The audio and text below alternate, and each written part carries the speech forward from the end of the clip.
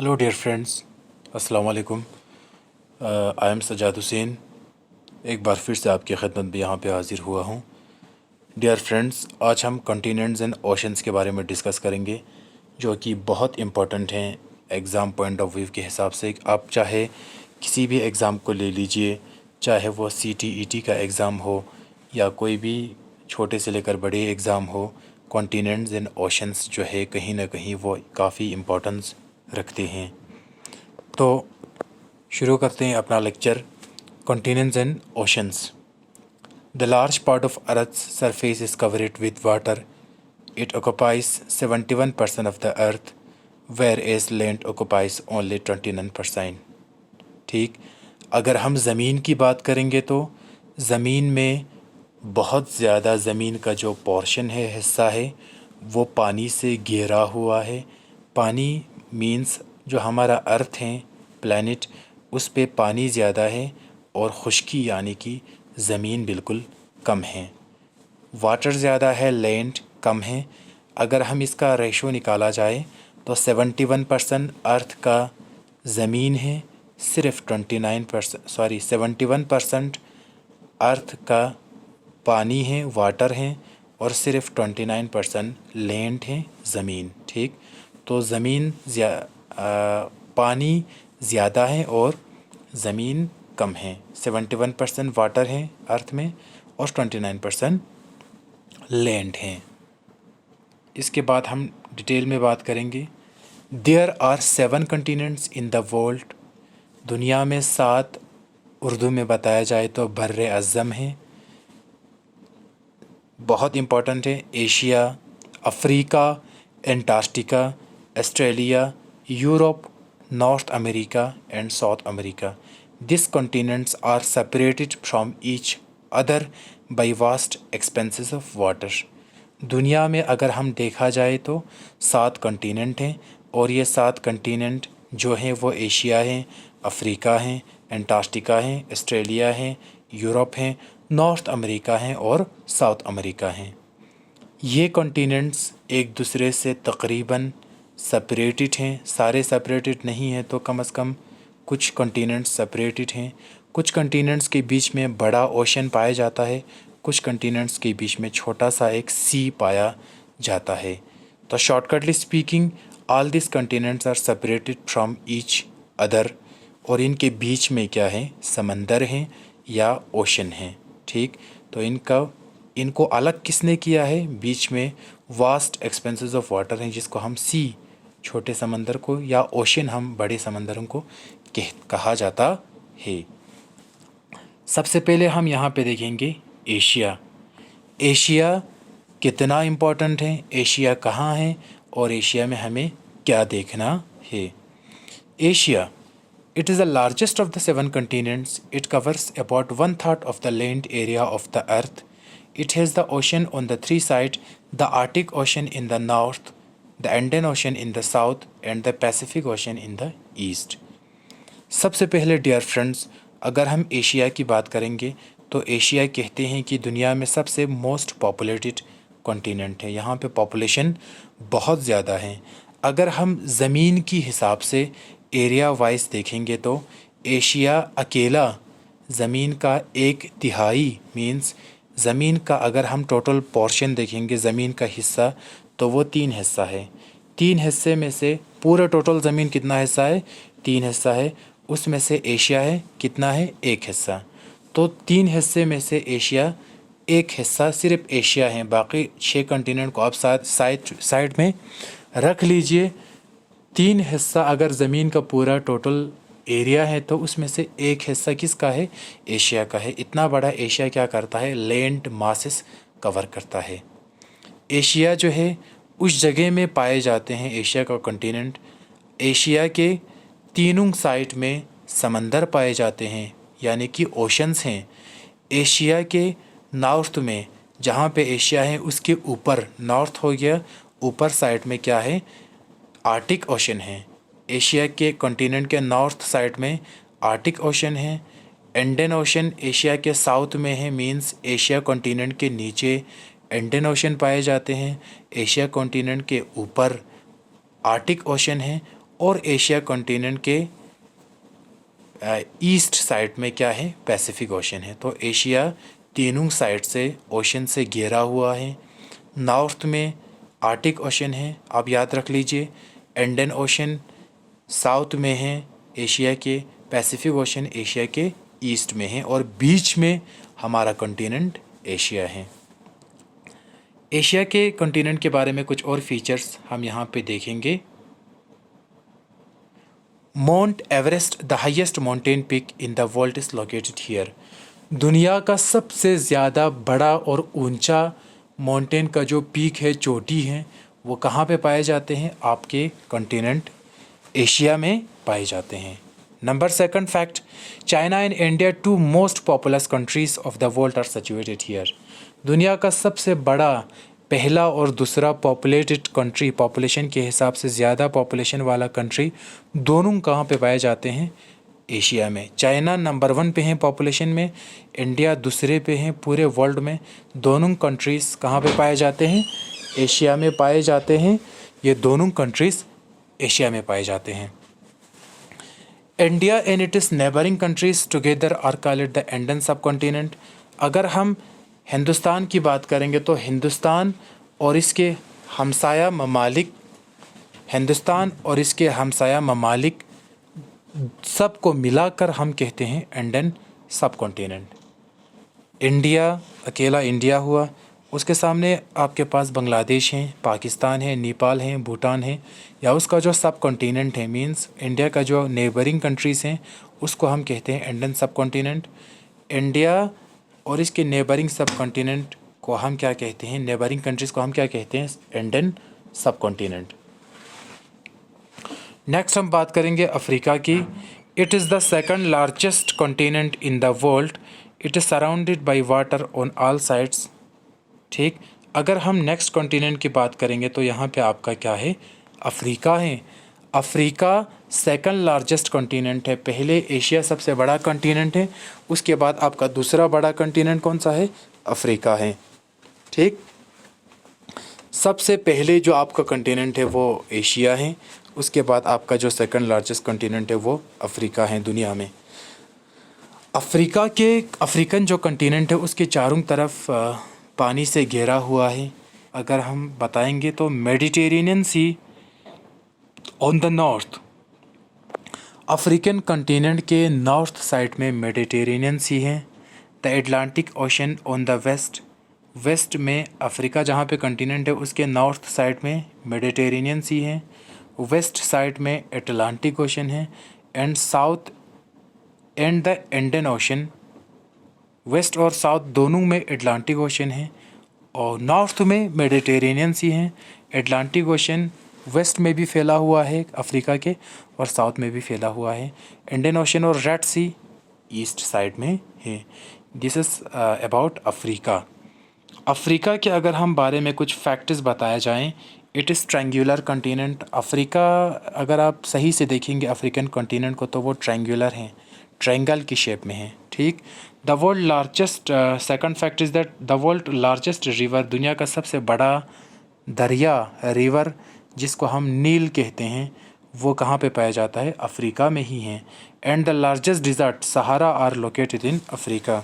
Africa के बारे में फैक्ट ये है कि दुनिया का सबसे लार्जेस्ट रिवर नील अफ्रीका में ही है, इसी कॉन्टिनेंट में, और दुनिया का सबसे बड़ा लार्जेस्ट डिज़र्ट सहारा डिज़र्ट भी इसी कॉन्टिनेंट अफ्रीका में है। इसके बाद एक इम्पॉर्टेंट चीज़ यहाँ पे ये है कि the Suez canal connects the Mediterranean Sea to the Red Sea. जो आपका अफ्रीका के ऊपर नॉर्थ साइड में मेडिटेरेनियन सी है समंदर, और जो रेड सी हैं, उन दोनों को कनेक्ट करने के लिए स्विस कनाल बनाए हैं। ठीक, स्विस कनाल जो है काफ़ी पॉपुलर हैं। स्विस कनाल कनेक्ट करता है आपकी मेडिटेरेनियन सी और रेड सी को, ये भी अफ्रीका की सराउंडिंग में है। This canal in Egypt is man made. It allows to water way transport between Europe and Asia without going around Africa. Suez canal जो है इजिप्ट में है। This canal is in Egypt man made. ये जो कनाल है Mediterranean सी और red सी को connect करता है, वो इंसान ने बनाया है। इस कनाल में क्या होता है, टू वाटर वे मतलब दोनों तरफ से पानी टू वाटर वे ट्रांसपोर्ट जो मतलब समंदरी जो जहाज़ हैं वो जाता है कहाँ से जाता है, between Europe and Asia, Europe और एशिया के बीच में जो पानी से जो समंदरी जहाज़ जाता है वो इसी सुएज़ कनाल से ही जाते हैं, विदाउट गोइंग अराउंड अफ्रीका को घूमे बग़ैर। सुएज़ कनाल के बारे में एक बार फिर से बता देता हूँ। सुएज़ कनाल जो है कनेक्ट करता है मेडिटेरेनियन सी और रेड सी को। सुएज़ कनाल जो है इजिप्ट में है और ये मैन मेड हैं। ये अलाउ करता है, सुएज़ कनाल क्या करता है, टू वे दोनों तरफ से रास्ता है। सुएज़ कनाल की वजह से यूरोप और एशिया कनेक्ट होता है और बिना अफ्रीका के साइड से घूमे बग़ैर डायरेक्ट और यूरोप टू एशिया जा सकता है। किसके ज़रिए, सुएज़ कनाल के ज़रिए। तो next fact is about, let's moving next continent. Next continent आपका यहाँ पे है north America. North America, it is the third largest continent in the world. It was discovered by Christopher Columbus. The highest point in this continent is Mount McKinley in Alaska. North America जो है तीसरा, पहले Asia, दूसरे पे Africa, फिर तीसरे पे north America जो है वो तीसरा बर्र अज़म है जो बड़ा है। इसको क्रिस्टोफर कोलंबस ने डिस्कवर किया है। नॉर्थ अमेरिका में जो हाईएस्ट पॉइंट है, सबसे जो ऊंचा जगह है नॉर्थ अमेरिका में, उसको हम कहते हैं माउंट मैककिनली इन अलास्का। मतलब जो सबसे जो ऊंचा चोटी है नॉर्थ अमेरिका में, उसको हम माउंट मैककिनली इन अलास्का कहते हैं। The Rockies stretch it along the western part and the Appalachian Mountains along the eastern part. Western part में रॉकीज़ हैं, मतलब जो एक एरिया का नाम है, एक पहाड़ी का नाम है, वो ज़्यादा वेस्टर्न पार्ट में है नॉर्थ अमेरिका के, और जो एपेलेचन माउंटेन्स हैं वो ईस्टर्न पार्ट में हैं। नॉर्थ अमेरिका की हम बात कर रहे हैं। रॉकीज़ जो है वो स्ट्रेच मीन्स फैला हुआ है। रॉकीज़ वेस्टर्न पार्ट में नॉर्थ अमेरिका के, याद रख लीजिए आप, नॉर्थ अमेरिका के वेस्ट पार्ट में क्या है, रॉकीज़ हैं, फैला हुआ है, और एपेलेचन माउंटेन्स नॉर्थ अमेरिका के ईस्टर्न पार्ट में है। ठीक, the whole continent of North America lies in the northern hemisphere दो some parts lie in the Arctic Circle. North America का ज़्यादा हिस्सा, होल कंटिनेंट, पूरा कंटिनेंट नॉर्थर्न हेमिस्फीयर में पाया जाता है, क्योंकि ये नॉर्थ साइड में है, ज़्यादा ग्लोब के ऊपर हैं, तो नॉर्थर्न हेमिस्फीयर में पाया जाता है, और थोड़ा सा हिस्सा आर्टिक सर्कल में भी पाए जाते हैं। This is geographical term. This continent contains some wealthiest and technological advanced nations. The USA and the Canada are also a part of this continent. इस कंटिनेंट में दुनिया के अमीर तरीन और वेल्थिएस्ट और टेक्नोलॉजी में काफ़ी फॉरवर्ड या एडवांस तरक्की याफ्ता नेशंस पाए जाते हैं, जिसमें से एक USA है, यूनाइटेड स्टेट्स ऑफ अमेरिका, और कनाडा, दोनों नॉर्थ अमेरिका का है। ये दोनों काफ़ी ज़्यादा पॉपुलर हैं। The next is, dear students, friends, South America. Let's कुछ फैक्ट्स देखते हैं साउथ अमेरिका के बारे में। It is fourth largest continent. North America and South America connected by isthmus of Panama. ठीक, साउथ अमेरिका चौथा मोस्ट पॉपुलेटेड जगह है जहाँ पर ज़्यादा पॉपुलेशन पाए जाते हैं। ठीक, चौथे पे, पहले पे एशिया, दूसरे पे अफ्रीका, तीसरे पे नॉर्थ अमेरिका, चौथे पे साउथ अमेरिका। साउथ अमेरिका चौथा वो कंटिनेंट है जो काफ़ी ज़्यादा बड़ा और काफ़ी पॉपुलेटेड एरिया है। साउथ अमेरिका में क्या है, आपका नॉर्थ अमेरिका और साउथ अमेरिका दोनों को कनेक्ट करता है एक आइलैंड टाइप का जगह है। इसको हम कहते हैं इस्थमस ऑफ पनामा। इस्थमस उस जगह को कहते हैं जब दो मतलब नेशंस मिल जाते हैं, बीच में समंदर होता है और समंदर के बीच में एक जजीरा टाइप का लैंड होता है, जगह, तो इस जगह को हम कहते हैं इस्थमस। यहाँ पर पनामा इसका नाम है। ऊपर नॉर्थ अमेरिका है, नीचे साउथ अमेरिका है, बीच में समंदर है, और समंदर के बीचों बीच में एक आइलैंड टाइप का जगह है। थोड़ा सा लैंड, ज़मीन हमें नज़र आता है मैप पे, उस ज़मीनी जगह को हम कहते हैं इस्थमस ऑफ पनामा, जिसकी वजह से नॉर्थ अमेरिका और साउथ अमेरिका कनेक्टेड हैं। ठीक। ठीक। ऊपर नॉर्थ अमेरिका, नीचे साउथ अमेरिका, बीच में थोड़ा सा आइलैंड टाइप है। उस आइलैंड की वजह से दोनों कंटिनेंट कनेक्टेड हैं। उसी आइलैंड को हम कहते हैं इस्यूथमस, जिसकी वजह से दो कंटिनेंट मिल जाते हैं। तो इस जगह को हम कहते हैं isthmus of Panama. The Andes mountain stretch it from north to south in the western part of South America. South America के किस टाइप में, वेस्ट साइड में एंडीज माउंटेन है। ये नॉर्थ से लेकर साउथ तक फैला हुआ है। किस में, साउथ अमेरिका के वेस्ट पार्ट में।